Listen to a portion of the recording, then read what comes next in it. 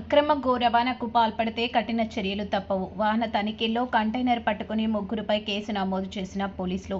ములుగు జిల్లా ఏటూరు నాగారం చెక్పోస్టు వద్ద వాహన తనిఖీలు చేపట్టిన పోలీసులు అక్రమంగా పశువులను తరలిస్తున్న క్రమంలో కంటైనర్ను పట్టుకున్నారు. 40 పశువులను స్వాధీనం చేసుకుని భూపాల్పల్లి జిల్లా రాంపూర్ గోశాలకు తరలించారు.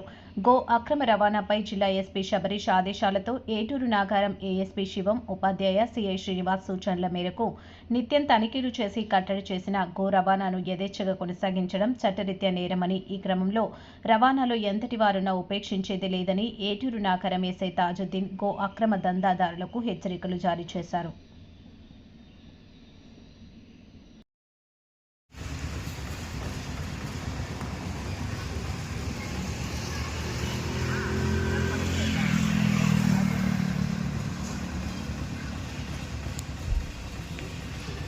నగరం ఈరోజు గౌరవ ఎస్పీ గారి ఆదేశాల మేరకు ఏఎస్పీ శివ ఉపాధ్యాయ గారి సూచనల మేరకు మా సిఐ శ్రీనివాస్ గారి సూచనల మేరకు ఈరోజు ఉదయం సుమారు అందాజా 2 ప్రాంతంలో వాహనాలు తనిఖీ చేస్తుండగా అనుమానాస్పదంగా ఒక కంటైనర్లో పశువులతో నిండి ఉన్న కంటైనర్ కంటపడింది.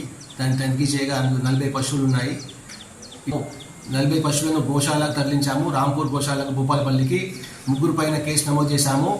ఇక నుండి రెగ్యులర్గా వెహికల్ తనిఖీలు చేస్తూ ఉంటాం. మేము బార్డర్లో కానీ మా NH 160లో కానీ డైలీ ప్రతి చోట తనిఖీలు చేస్తూ ఉన్నాము. కానీ ఏదో ఒక చోట అక్రమ రవాణా జరుగుతుంది. ఇటువంటి అక్రమ రవాణా జరగడం చాలా చట్ట వ్యతిరేకము. దయచేసి గో అక్రమదారులు దయచేసి ఈ రోజు నుంచి కానీ మానుకోండి, కఠినంగా శిక్షించబడతారు.